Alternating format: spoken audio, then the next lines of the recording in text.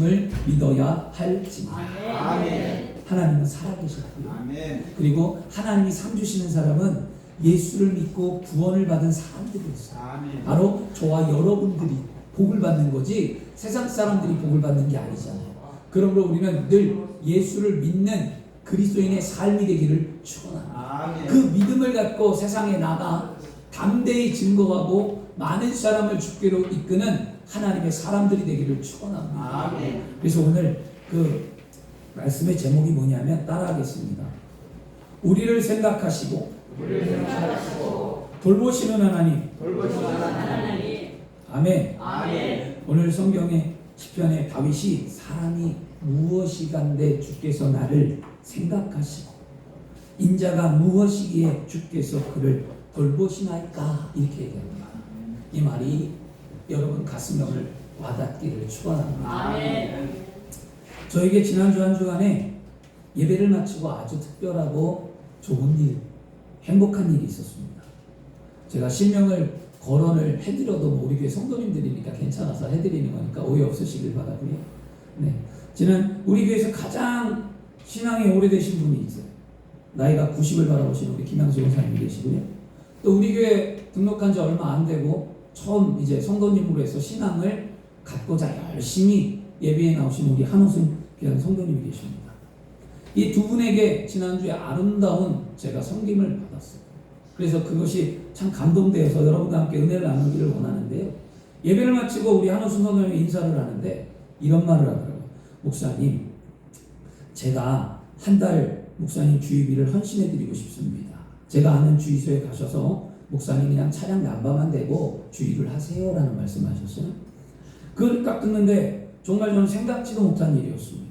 교회 등록한 지 얼마 안 되신 분이 나눔과 섬김을 할 수 있다는 것, 이건 쉬운 일이 아니거든요. 훈련되고 은혜를 알고 신뢰가 쌓이고 이렇게 할 수 있는데 그 말을 딱 듣는 순간 저는 제 마음에 감동이 되고 또 하나님께 감사했습니다. 여러분들이 처음에 예수를 믿었을 때 어떻게 섬기시고 어떤 은혜의 삶을 사셨습니까? 이게 쉬운 일이 아니거든요. 그러나 잘 배운 신앙은 여러분 천국 갈 때까지 계속 지켜져야 될 줄 믿습니다. 아멘. 그리고 점심 식사를 마치고 차량 운행을 했어요. 차량 운행을 하는데 우리 김양수 목사님을 모셔다 드리는데 목사님 오늘 저희 집 좀 들리라는 거예요. 그래서 왜 들리냐 그랬더니 목사님께 감사를 드리고 싶다 그랬어요. 그래서 제가 사양했어요. 권사님 맛있는 거 잡수시고 저는 안 드려도 됩니다 라고 사양을 합니다. 그랬더니 괜찮다고 했는데 권사님께서 이런 말씀을 하셨어요. 목사님, 천국 갈 날이 가까웠는데 이 땅에 물질을 쌓아두는 것이 무슨 의미가 있습니까? 하늘에 쌓아두는 것이 나는 더 좋습니다. 그리고 나 천국 인도 목사님이 해줘야 되잖아요. 이렇게 얘기하셨어요. 그리고 그 뒷얘기가 더 감동이었어요. 그리고 목사님께 드리는 거 하나님께 드리는 거예요. 아멘. 예전에 저는 그렇게 배웠어요 라고 말씀하셨어요.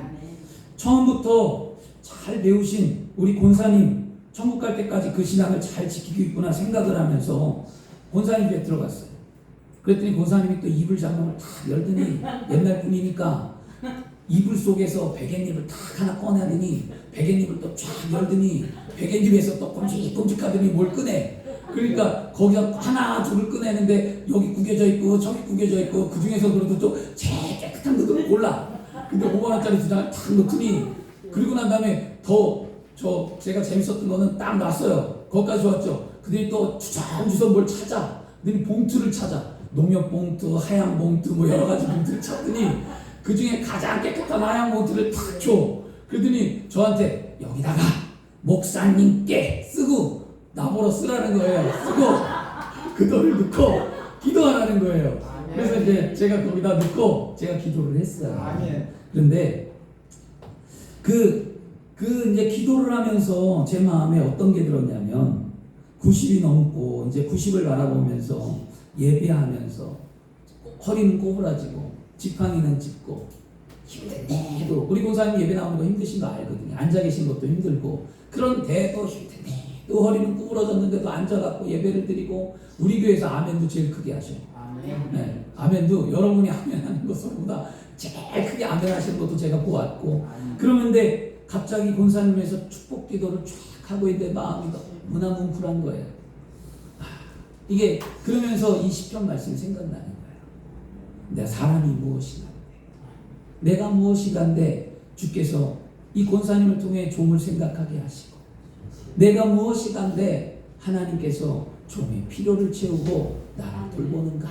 이 말씀이 저 마음에 딱 받으면서 가슴이 좀 뭉클해졌어요. 주 안에 사랑하는 여러분, 이런 이야기를 들으면 어떤 사람들은 불편하게 생각합니다. 에이, 목사님 섬기는 거야? 뭐 교회 돈 내는 거야? 뭐 이렇게 생각하는 사람들도 있어요. 그리고 아니 목사님을 잘 섬겨서 목사님이 감사한 거지 라고 이렇게 또 안 좋게 생각하고 안 좋게 반응할 때도 있습니다. 물론 저도 인간이에요, 여러분. 인간이라 저를 뭐 잘해주고 섬기는 분이 있으면 저도 행복하고 좋죠. 그런데 오늘 제가 말씀을 드리고 싶은 것은 저에게 일어난 이 두 가지 일, 초신자의 신앙과 우리 교회 가장 오래된 분의 신앙이 같다는 걸 보며 희망을 갖고 소망을 가졌다는 거예요. 앞으로 우리 교회 신앙이 아름답고 복되어서 우리 교회가 예수 안에 참 평안과 기쁨을 누리고 행복한 교회가 되기를 축원합니다. 그러면서 이 두 가지 일이 제 마음에 오니까 하나님의 은혜가 감사해서 한 주간 기도하는데 자꾸 이 말씀이 떠오르는 거예요. 그래서 시편 8편 4절 말씀이 눈물이 나고 계속 묵상하는데 기도가 되는 거죠. 내가 무엇이간데 주님이 나를 생각할까? 내가 무엇이간데 주께서 나를 돌보며 인도하실까? 이게 우리 나의 삶에 지금까지 하나님이 돌보심이 없었다면 살 수 없는 존재구나. 이걸 깨닫게 하셨고요. 하나님은 나를 생각하시며 나를 언제나 돌보고 있구나. 내가 그 사실을 깨닫지 못하고 아둔하게 살아왔구나 하면서 뭐하냐? 회개에 눈물이 났다는 거예요. 여러분, 하나님은 살아계셔서 여러분을 돌보고 계십니다. 우리가 아둔하거나 우리가 마음이 하나님 앞에 향해 있지 아니하고 세상에 향해 있다면 우리는 그 마음을 하나님께로 돌이켜야만 합니다. 이것이 지난주에 말한 우리 회개였습니다. 주 안에 사랑하는 여러분, 오늘 말씀 시편의 말씀은 다윗이 지었어요.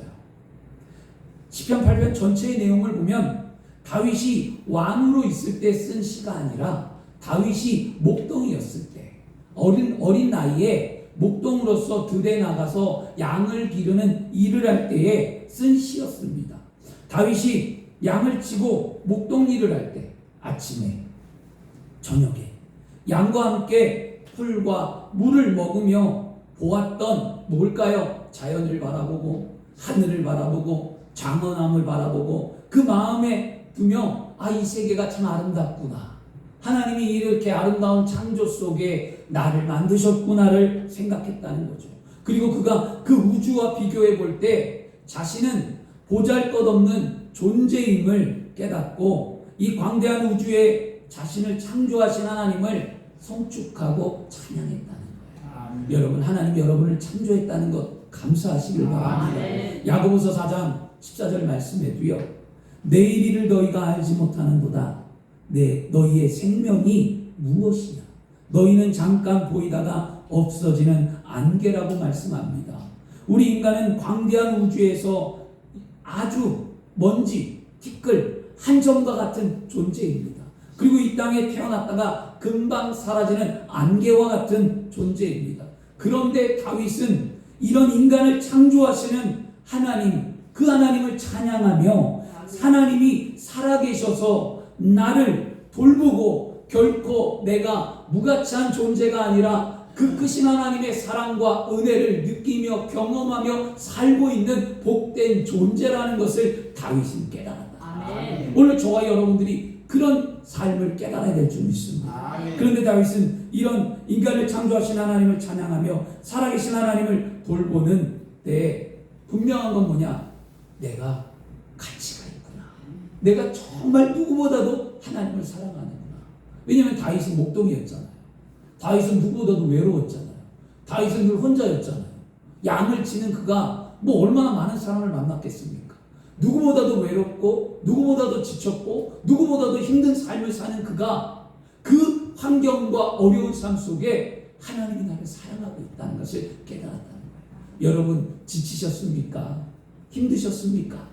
오늘도 이 예배 가운데 위로를 받고 소망을 얻으시길 바랍니다. 하나님이 나를 사랑하고 있다는 것을 깨닫고 감사하는 귀한 시간이 되어야 할 줄 믿습니다. 우리가 하나님을 묵상하고 생각할 때 우리의 삶을 인도하시는 하나님을 우리는 반드시 깨닫게 됩니다. 다윗은 늘 똑같고 반복되는 삶 속에 하나님을 묵상했습니다. 그랬더니 자신의 삶의 존재 가치와 하나님의 위대함과 하나님께서 자신을 돌보고 생각하고 있다는 그 은혜가 너무나 감사해서 시를 지었습니다. 우리의 삶은 반복된 삶을 살아갑니다. 똑같은 삶을 살아갑니다. 어떤 사람은 물질의 고난 속에서, 어떤 사람은 늘 외로움 속에서, 어떤 사람은 육체의 연약함 속에서, 어떤 사람은 풀리지 않는 문제의 환경 속에서, 어떤 사람은 자녀들의 걱정 속에서 등 다양한 삶 속에 우리는 희망을 갖기보다는 하루하루 힘들지만 버틴다는 말로 살아가고 있습니다. 이런 삶의 모습은 여러분 믿음의 삶의 모습이 아니에요. 이건 세상적인 삶의 모습이에요. 세속적인 삶의 모습이에요. 우리가 오늘 믿음이라는 것이 있다면 우리의 삶 속에 하나님의 은혜를 깨닫기를 바랍니다. 하나님은 우리를 생각하시고 우리를 돌보시는 그 하나님의 은혜를 깨달으면 어떻게 해야 합니까? 우리는 분명히 은혜를 깨닫기 위해 해야 될 게 있어요. 뭐냐? 하나님을 깊이 묵상하라. 여러분 히브리서 3장 1절에도 그러므로 함께 하늘의 부르심을 받은 거룩한 형제들아 우리가 믿는 도리의 사도시며 대제사장인 예수를 깊이 생각하라. 그냥 생각이 아니에요. 깊이. 그 다음에 디모데후서 2장 8절에도 내가 전한 복음대로 다윗의 씨로 죽은 자 가운데서 다시 살리신 예수 그리스도를 기억하라. 십자가의 은혜를 기억하시길 바랍니다.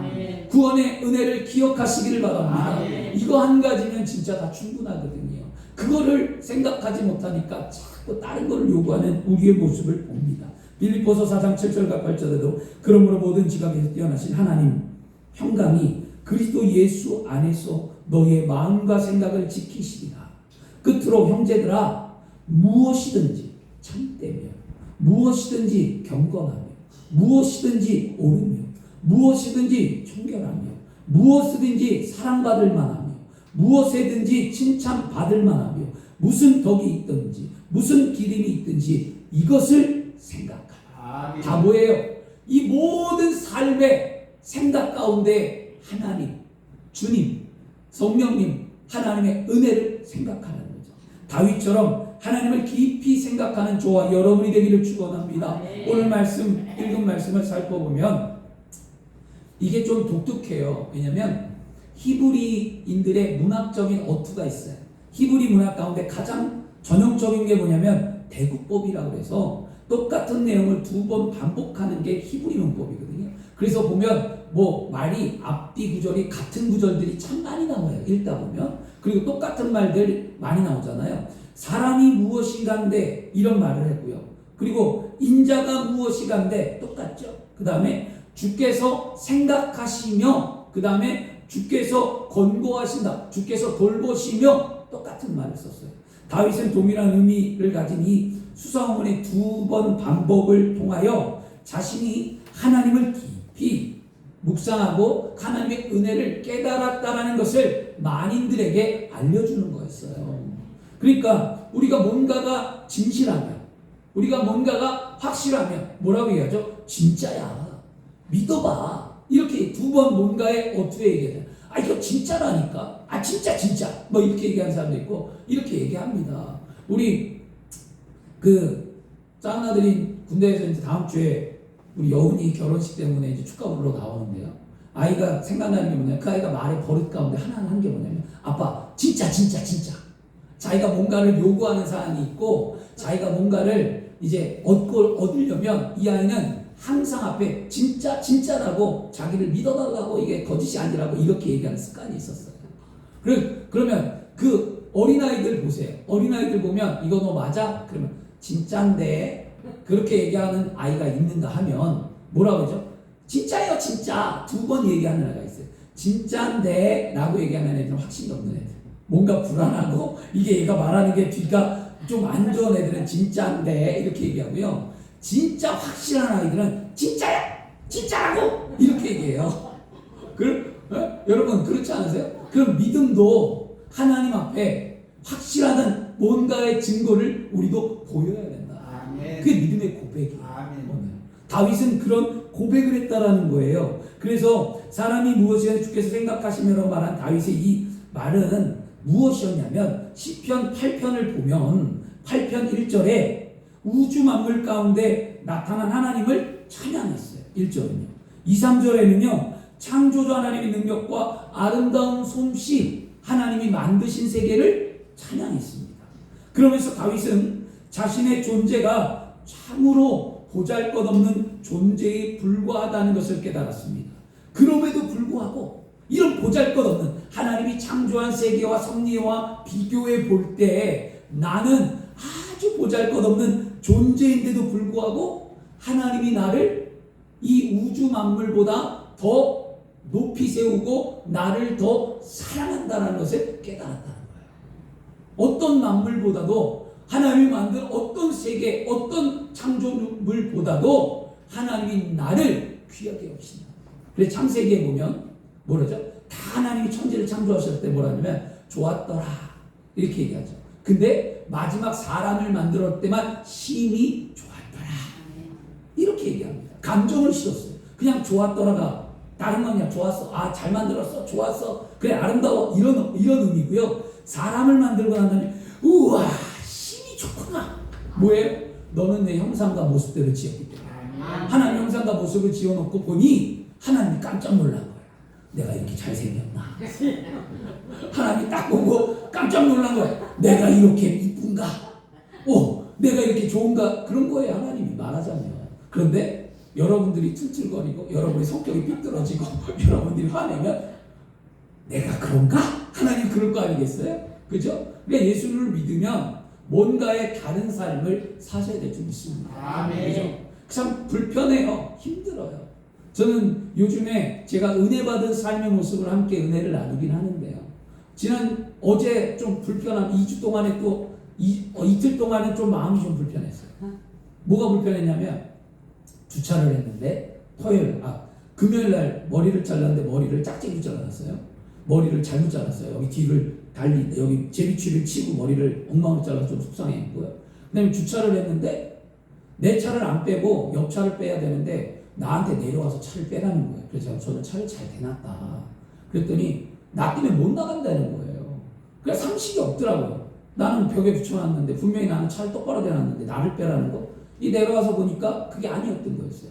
그러니까 사람들은 그런 자기 주관적으로 얘기를 하니까 제가 그런데 또 교회 목사고 그 다음에 여기 교회 건물이고 뭐 밥을 먹으러 온 사람들도 있을 거고 그리고 굳이 또 여기서 부딪히면 또 이미지도 안 좋을 것 같고 그러니까 그냥 알겠다고 그냥 웃으면서 빼줬어요. 근데 뒤돌아 생각해보면 사람들이 말이야 예의가 없네 이렇게 좀 속상한 마음이 들고요. 머리를 잘못 잘라갖고 전화를 했어요. 머리가 이게 뭐냐? 미용실에서. 그래서 저는 열받아갖고 환불을 받으려고 했어요. 내가 열이 너무 받아갖고 이거 환불 받아야겠다. 그럼 막 이제 전화를 해갖고 머리가 이게 뭐냐? 뒷머리가 짝짝이지 않냐? 이거 실수한 거 아니냐? 끝까지 자기 실수 안 했대. 그래갖고서 그냥 화가 너무 나갖고 환불을 딱 받으려고 그냥 내가 환불 받아야겠다. 그리고 이제 막 하다가 했는데 큰아들이 이런 얘기 했어요. 아빠 나는 환불 받아도 되는데 아빠는 환불 받으면 안 된대. 그래서 제가 큰아들이 그러더라고요. 그래서 왜? 그러니까 아빠는 목사님이시죠. 그 얘기를 했어요. 그러니까 그리고 난 다음에 저희 사모가 옆에서도 하지 마. 그거 얼마 된다고. 그거 얼마 되지도 않은 돈 갖다가 싸우고 속상하게 하면 서로 불편하고 저기 하니까 넘기라는 거예요. 근데 나는 내가 지금 감정이 화가 나고 머리가 엉망으로 잘리니까 너무 화가 나갖고 이거 언제 기르지? 막 이랬는데 그 말을 듣는 순간 누그러졌어요. 그래서 포기하자. 안 받자. 그랬습니다. 그리고 난 다음에 말씀을 다시 읽고 준비하면서 느낀 게 뭐냐면 내가 주님을 생각하지 않았구나.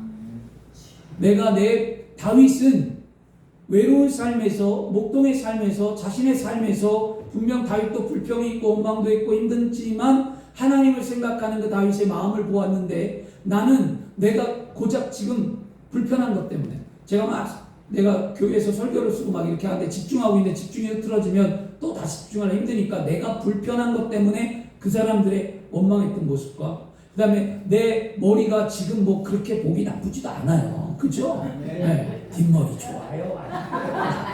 근데 여기 파워서 뿐이야. 별 차이 없어요. 그런데 내가 불편하다는 거예요. 그러니까 뭔가를 하려고 하는 거죠. 거기서 뭐가 잊어버렸냐? 주님이 내 안에 없었다는 거예요.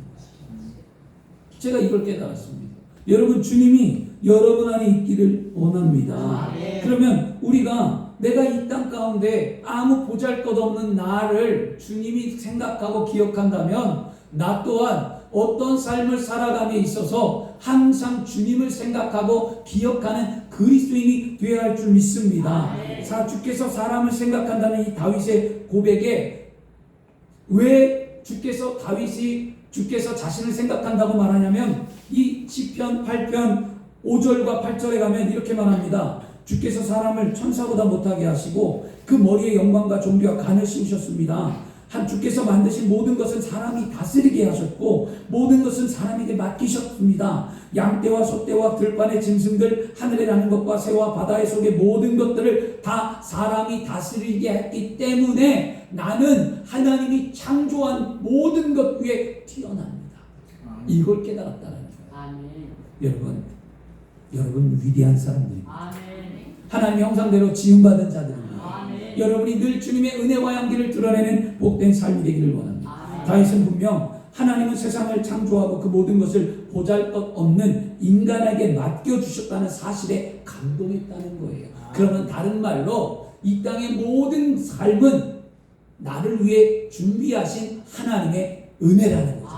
그러면 나는 어떤 삶을 살아요? 누리는 삶을 살아요. 하나님이 주신 것을 취하고 마음껏 누리며 행복하게 사시기를 바랍니다. 여러분, 큰 뷔페에 가면은 요즘에 뷔페가 뭐 되게 비싸더라고요. 서울에 가면 뭐 20-30만 원짜리 뷔페도 있고 뭐 비싼데 저도 그런 뷔페를 가본 일이 한두 번밖에 없어요.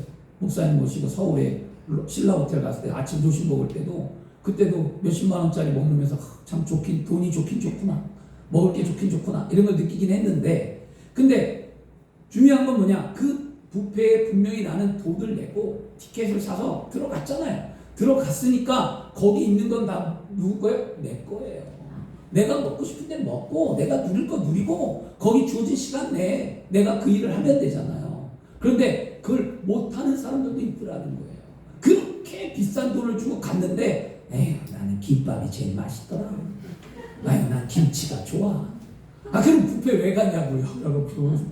그럼 뷔페 가지 마세요. 그런 말씀 하시려면 예전에 권사님들 갖고 예전에 뷔페를 가고 해도 제가 목회를 하면서 느낀 게 뭐냐면 우리 성도님들이 다 주인님들 따라 어딘 데를 가면 꼭 가서 맛있는 음식이 있는데 꼭 습관적으로 자신들이 먹는 음식만 갖고 와요.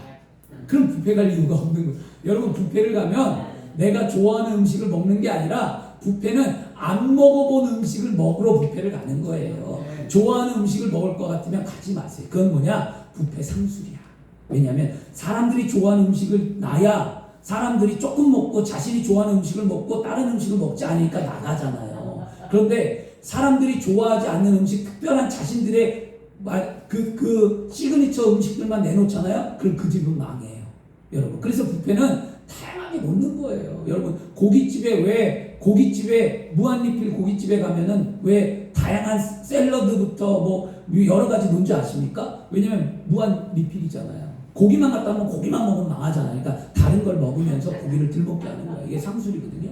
그런데 우리가 이걸 왜 말씀드리느냐? 우리 믿음이 하나님이 예수를 믿고 구원을 받게 하신 여러분들에게 삼남한산 모든 인간 가운데 삶을 살아가는 이때에 모든 걸 누리고 주고 행복하라고 했는데 우리는 꼭 내가 피부에 와닿고 내가 경험하고 내가 느낀 것만을 가지고 삶을 살아가려고 한다는 거예요. 여러분, 좀 마음을 넓게 여시고 여러분 도전도 해보고 꿈도 갖고 소원도 갖고 하나님이 주신 은혜 가운데 축복의 삶을 좀 살아내시길 바랍니다. 요 우물 안의 틀에서 벗어나시길 바랍니다. 다윗은 어떻게 왕이 됐습니까? 목동에서 왕이 됐어요. 목동의 삶에 머물러 있었으면 그는 왕이 되지 못합니다. 그런데 그는 꿈을 크게 갖고 하나님이 주신 은혜를 알고 위대한 삶을 꿈꿔서 결국에 왕의 자리까지 올랐는데 누구도 다윗이 왕이 될 거라고 생각한 사람은 아무도 없었어요. 여러분의 인생이 누구도 복을 받고 더 나아지고 행복해지고 아름다워질 거라고 아무도 생각하지 않지만 하나님은 생각하고 있다는 거예요. 나의 사랑하는 아들들이, 나의 사랑하는 자녀들이 나를 기쁘게 하는 그들에게 내가 복을 주리라. 그리고 세상의 죄악에 물들지 아니하고 예수 그리스도를 믿고 구원받은 하나님의 자녀들에게 반드시 내가 형통케 하리라. 이 구원의 감격과 십자가의 은혜를 아는 우리들은 아름다운 삶을 살아내야 될 줄 믿습니다. 그렇게 사시길 바랍니다. 그죠? 그래서 다윗이 그렇게 고백한 거예요. 사람이 무엇이간데 주께서 나를 생각하고 인자가 무엇이간데 돌아보시느냐. 생각한다는 원어는 뭐냐면요, 잊지 않고 기억한다는 거예요. 잊지 않고 기억한다. 하나님이 나를 잊지 않는데요, 기억하신대요. 예수를 믿는 나를, 하나님의 창조의 모습대로 창조된 나를 기억한대, 잊지 않는데요. 내가 멀리 갔어도, 내가 죄악에 머물러 있어도, 내가 하나님을 버린다 할지라도 하나님은 결코 나를 잊지 아니하시고 버리지 아니하시며 돌아오길 원하며 인애와 자비와 사랑으로 나를 돌보시는 그 하나님, 나를 잊지 않는다는 거예요. 여러분, 그 잊지 않는 하나님 오늘 만나시길 바랍니다. 그리고 여러분 돌보신다, 이건 뭐냐면요, 권고하고 돌본다라는 의미를 갖고 있는데, 이건 어려움에 처한 자기 백성을 찾아 주의 깊게 돌봐주신다. 어려움에 처한 자기 백성을 찾아와서, 얘가 뭐가 필요하지? 주의 깊게, 그냥 이거 필요해, 그런 하나님이 아니라, 뭐가 필요하니? 이거 줄게, 이런 하나님이 아니라, 하나님은 내 자녀가 뭐가 필요하지? 지금 이게 필요하구나. 외롭구나. 지금 병들었구나. 지금 문제가 이거구나. 이게 필요하구나. 주의 깊게 살펴보고 나의 필요를 채우시는 하나님이다. 이게 얼마나 큰 은혜인 줄 아시겠습니까? 이것만 생각하더라도 우리는 막 가슴이 벅차와야 돼요. 주 안에 사랑하는 여러분, 하나님 우리를 잊지 아니하시며 기억하시며 우리가 어려움에 처했을 때 우리를 돌봐주시는 좋으신 하나님이십니다. 그 하나님이 오늘 우리와 함께 하십니다. 우리와 함께 하시는 하나님을 믿는 믿음이 지금 우리에게 생기기를 축원합니다. 마태복음 1장 23절에 보라, 처녀가 잉태하여 아들을 낳을 것이요 그 이름을 임마누엘이라 하셨으니 이를 번역하면 하나님이 우리와 함께 하시다. 하나님 우리와 함께 하신다. 이것은 이사야 말씀을 가지고 온 거예요. 구약에도 있는 말씀이거든요. 그런데 마태복음의 대미를 장식하는 28장에 마지막 20절에 이렇게, 내가 너희에게 분부한 모든 것을 가르쳐 지키게 하라. 볼지어다 내가 세상 끝날까지 너희와 항상 함께 있으리라. 세상 끝날까지. 내가 한번 예수를 믿고 구원을 받았으면 내가 이 땅의 삶에서 생을 마감하는 그날까지 하나님은 나와 함께 하십니다. 이 신앙도 잊어버리지 마시고. 그리고 더 놀라운 것은 이 땅의 삶은 마감은 했지만 내가 예수 믿고 구원을 받았기에 저 하늘 저 천국에 주님이 기다리고 계신다는 거죠. 거기 가서 주님 품에 안기는 모습을 기억해 보세요. 주님이 여러분을 손을 꼭 잡는다든지, 주님이 여러분을 안아주신다든지, 주님이 여러분을 붙들고 잘했다, 착하고 충성된 종아, 얼마나 힘들었니, 얼마나 고생이 많았니, 이 말 한마디, 믿음을 지키기까지 참 인내가 많았구나, 이 말이 여러분 듣고 싶지 않으세요? 저는 예수를 믿으면서 가장 듣고 싶었던 말이 그거였어요. 너 정말 인내했구나. 예수 믿는 거 참 힘든데 잘 참고 견뎠다. 저는 이 말을 듣고 싶은 거예요. 다른 것보다도 그냥 인내하고 참고 예수 믿는 것이 쉽지는 않았는데 잘 견뎌왔다라는 그 말 한마디면 나는 참 좋겠다라는 생각을 합니다. 하나님께서 자기 백성을 위해 자기 자신을 낮추시고 친히 인간이 되셔서 이 땅 가운데 오셨습니다. 그리고 줄곧 하나님을 거역하고 배반하고 떠나는 그들을 구원코자 십자가를 지시고 피 흘려 돌아가셨다라는 거예요. 그 십자가의 대속의 은혜와 공로를 의지하고 구원받은 저와 여러분들이 인생 가운데 어려움에 처해 있을 때 하나님의 이름을 부르면 하나님은 우리를 찾아와 주시고 위로하시고 돌보시는 좋으신 하나님입니다. 예수를 믿었기 때문이에요, 여러분. 그래서 이사야 58장 9절에도 내가 부를 때에는 나 야훼가 응답하겠고 내가 부르짖을 때에는 내가 여기 있다 하리라. 여러분이 기도하면 하나님이 내가 여기 있다. 아멘. 하나님께 부르짖으면 내가 여기 있다. 우리 위로한다잖아요. 여러분 왜 기도 안 하십니까? 왜 부르짖지 않습니까? 진짜 이대로 사실 겁니까? 여러분 문제가 그렇게 대상같이 큰데, 육체가 그렇게 연약한데, 가정의 문제가 그렇게 쌓여 있는데, 언제까지 주저앉아 있고 언제까지 머물러 있으며 언제까지 그대로 있을 겁니까? 하나님 앞에 부르짖고 기도하십시오. 아멘. 나와 내달리십시오. 아멘. 나의 인생을 하나님 돌이켜달라고. 남아있는 생애 가운데 단 하루라도 내 인생에 하나님이 주신 은혜와 축복을 누리겠노라고 고백하세요. 아멘. 하나님은 실수하지 않으세요. 아멘. 그 하나님을 우리는 아셔야 될 줄 믿습니다. 아멘. 우리는 오늘 혼자서 나는 할 수 있다. 내가 그렇게 해왔잖아. 나는 잘할 수 있어. 라고 생각한다면 그건 교만입니다. 그건 착각입니다.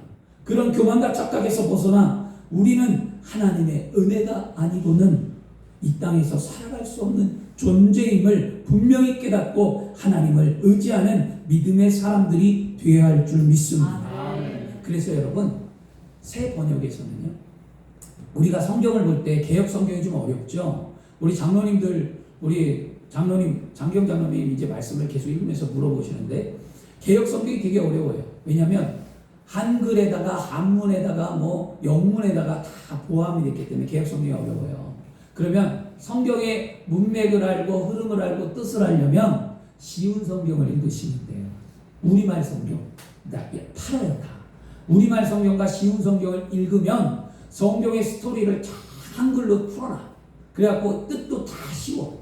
너무너무 쉽게 돼요. 그러니까 이 개역 성경만 보면 앞뒤 구절 뜻도 잘 이해가 안 갈 때가 있어요. 그러면 이 정도 여러분들이 개역 성경을 뭐 10독, 20독 정도 하셨으면 이제는 뭐 합니까? 한글 성경, 우리말 성경을 읽으셔야 돼요. 그리고 더 나아가 또 성경에 능통하시고 우리 장로님 같으신 분들은 성경에 능통하면 킹 제임스 버전이라고 해서 그 오래된 성경, 가장 오래된 성경이거든요. 그 성경도 보셔야만 합니다. 그렇게 자꾸 성경을 다양하게 읽으면 그 안에 큰 의미를 깨닫게 되는 거거든요.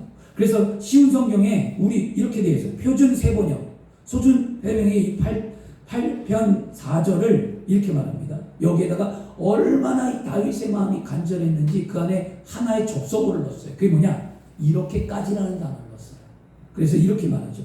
사람이 무엇이간데 주께서 이렇게까지 생각하시며 주시며, 사람이 아들이 무엇이기에 주께서 이렇게까지 돌보십니까? 내가 무엇이간데 이렇게까지 돌보냐는 거예요. 내가 무엇이간데 이렇게까지 사랑하냐는 거예요. 아멘. 이 은혜가 얼마나 크면 이 표준 세번역에는 이렇게라는 단어를 넣었어요. 하나님이 우리를 사랑하신 그 은혜는 끝이 없고 한계가 없습니다. 여러분, 우리는 한계를 정할 수 있어요. 우리는 끝을 정할 수 있어요. 그러나 하나님은 끝과 한계가 없으신 분이죠. 그래서 또 한계가 없는 사람이라는 찬송이 있어요.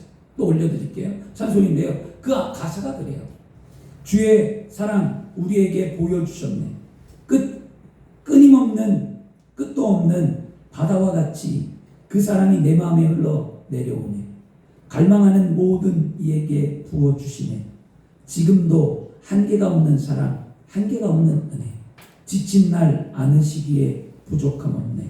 한계가 없는 주의 사랑. 이게 복음성가거든요. 이 찬양이 한계가 없는 사랑이라는 거예요. 예전에 집회 때 많이 아이들과 부르고 많이 눈물을 흘렸던데 이 가사가 오늘 문득 제 마음에 확 와서 하나님 한계가 없지. 여러분, 주의 사랑은 우리는 오늘 늘 하나님을, 한계가 없는 그 하나님의 은혜를 기억하시고 생각하시길 바랍니다. 그러므로 인생의 문제 앞에 절대로 좌절하거나 난망하지 말고 오늘 믿음으로 다시 일어나 용기를 내고 반복되어져 있는 나의 삶 속에 하나님을 깊이 묵상하며 여러분의 삶을 믿음으로 살아내기를 축원합니다. 그러면 환난에서 우리를 건져주시고 우리에게 은혜를 베풀어 주시는 하나님을 만나게 될 줄 믿습니다. 결론입니다. 여러분, 오늘 다윗은 시편 8편 4절 말씀을 통해 우리는 하나님께서 우리를 사랑하시고 돌보고 계신다라는 사실을 깨닫고 믿음으로 그 마음에 새기며 다윗은 시로 고백했습니다. 이제 여러분, 그러면 우리는 우리의 삶에 절대로 말씀을 듣는 여러분들이 두려워하지 않기를 축원합니다. 세상보다 크신 하나님이 우리 마음 가운데 계셔서 우리를 돌보고 지키고 안으시고 품으시는 줄 믿습니다. 세상에 이런 말이 있죠. 하늘이 무너져도 솟아날 구멍이 있다. 이 말 참 다들 좋아해요. 다 솟아날 구멍이 있다. 이 말은요, 인간에게 절망이라는 건 뭐예요? 없다라는 말이에요. 이 말은 절망이 없다. 근데 이 말을 들으면 무엇을 하고자 하는 마음이 생기고 어떤 일을 할 수 있는 자신감이 생겨요. 그런데 과연 솟아날 구멍이 어디 있냐는 거예요. 그렇잖아요. 여러분 인생이 너무 막막해요. 앞이 좌우가 막막하고 누가 나 도와줄 것도 아는데 갑자기 친구들이 말하거나 누군가 말해서 하늘이 무너져도 솟아날 구멍이 있대. 살 수 있어. 걱정하지 마. 이런 이야기를 가끔 들어요. 그러면 여러분 어떨까요? 복장이 터지는 거예요. 세상 말로. 왜 복장이 터지는지 아십니까? 왜냐하면 솟아날 구멍이 어디 있냐고. 지금 그죠? 어떻게 해야 그 구멍을 찾을 수 있냐고. 좀 피할 길을 말해줘야 되는데 주변의 사람들은 피할 길을 말해줘야 되는데 그냥 형식적으로 위로한답시고 그냥 내뱉는 말이 오히려 상처가 된다는 거예요. 그래서 우리는 항상 어떤 말을 할 때에 우리의 생각을 가다듬고 이 말이 그 사람에게 도움이 되는가 안 되는가를 반드시 생각하시는 믿음의 삶이 되어야 할 줄 믿습니다. 그래서 아무리 찾아봐도 오리무중으로 길이 없는 거예요. 솔직히 세상에 이런 말 우리가 기대를 걸고 희망을 갖기란 심히 어려운 일이죠. 우리의 삶 속에서 우리가 기대를 갖고 희망을 갖는 것은 뭡니까? 오직 살아있는 하나님의 말씀뿐이라는 거예요. 여러분, 말씀을 붙들어야지 왜 세상 속담, 세상 말 이런 걸 붙들고 사시려고 하십니까? 하나님 말씀 뭐라고 말합니까? 성경 우리에게 분명히 말씀하죠. 시편 50편 15절 환난 날에 나를 부르라. 내가 너를 건지리니 내가 너를 영화롭게 하리라. 우리는 다윗과 같이 하나님의 은혜를 깨달았으면 오늘 이후부터 우리가 믿음으로 할 수 있는 것, 살아계신 하나님께 나의 환난 날에 부르짖고 기도하며 나를 돌보아 달라고 하나님의 은혜와 사랑이 있음을 나는 분명히 안다고 고백하며 하나님은 신실하시고 변하지 아니하시며 하나님은 나를 붙드신다는 믿음의 고백을 갖고 부르짖기를 바랍니다. 그럼 응답이 있는 거예요. 오늘 그런데 다윗이 한 가지 더 마지막으로 말씀드리고 싶은 건 뭐냐? 다윗이 어떻게 이런 은혜를 알았냐고요. 다윗은 준비되었었잖아요. 늘 하나님만을 생각하고 늘 그의 삶이 하나님과 은혜로 초점이 맞춰져 있었잖아요. 다윗의 은혜는 하나님을 늘 생각하고 준비했다는 거죠. 믿음을 하나님을 생각하지 않고 믿음의 여러분 종으로 준비되어 있지 않았다면 저 또한 하나님의 은혜를 깨닫지 못했을 거예요. 제가 준비되어 있다는 건 뭘까요? 저도 기도하고 말씀 보고 그러니까 내 주변에 일어난 모든 사건을 우연이라고 생각하지 않고 필연이라고 생각하고 하나님의 계획과 뜻 아래 이루어졌다고 고백하니까 하나님의 은혜가 크다는 거예요. 오늘 저와 여러분이 준비된 삶을 살아내기를 축원합니다. 6월은 허국의 달이죠. 지난주에 6.25였어요. 6.25. 그래 6.25 전쟁이 일어난 74년이 된 날이었는데요. 6.25를 바라보는 사람들의 시각은 다 달라요. 그런데 한 역사학자가 말한 말이 저는 공감이 되고 그래 맞다 하며 믿음과 함께 생각해 본 말이 있는데요. 뭐냐면 우리나라 6.25가 왜 일어났는가 그랬더니 이런 얘기를 합니다. 우리나라의 국방력이 준비가 되어 있었다면 아마도 6.25 같은 비극 한국전쟁은 일어나지 않았다는 거예요. 우리나라가 준비가 안 되어 있었대요. 가만히 생각해 보니까 그 말이 맞더라는 거예요. 제가 살펴봤어요. 한국전쟁 이야기를 쭉 읽어봤더니 한국전쟁이 1950년 6월 25일 날 새벽에 일어났잖아요. 새벽에 북한군이 불법으로 남침을 해서 한반도 전쟁이 일어났는데 그러면 광복을 한 이후에 한반도가 냉전체제 속에서 북은 뭐 했습니까? 군사력을 정비했고요. 남한은 남한은 군사력을 정비한 게 아니라 뭐 했습니까? 자신들의 이권과 이익을 다투고 서로 어떻게 하면 가질까? 왜? 혼란을 틈타서 땅을 갖고 뭐 기업을 갖고 물질을 취하고 이익들만 생각하다가 결국 무너진 거거든요. 군사력이 약했다라는 거예요. 그리고 난 다음에 정말 전면전이 일어나서 어떻게 했습니까? 서울이 3일 만에 함락됐죠. 그 다음에 낙동강까지 7월 26일 거의 한 달 딱 걸렸다 그러고요.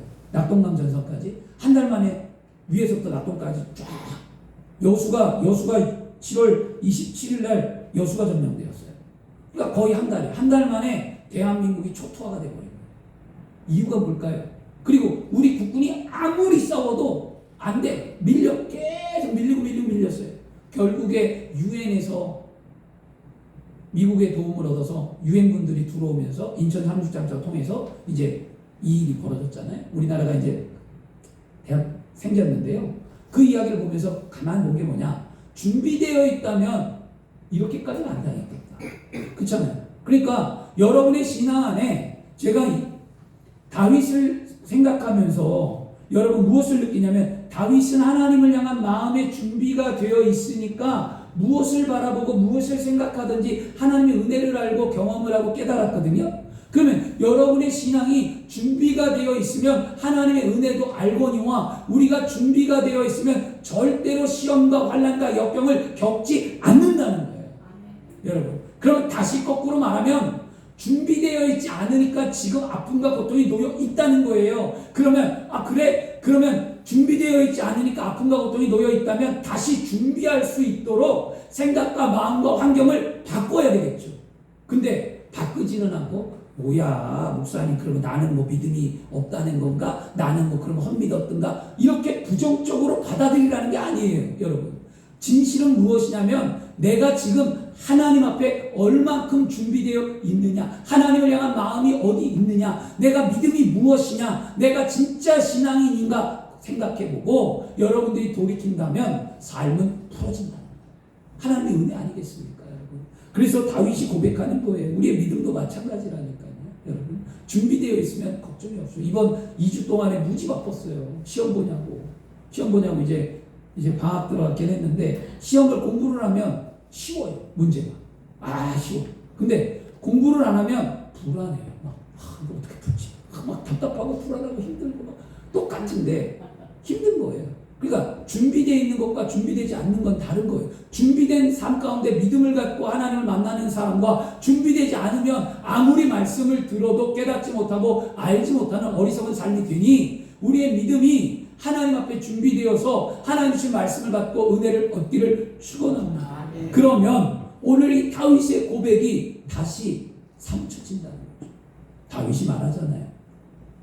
사람이 무엇이기에 주께서 나를 생각하시며 인자가 무엇이기에 주께서 나를 돌보시나이까.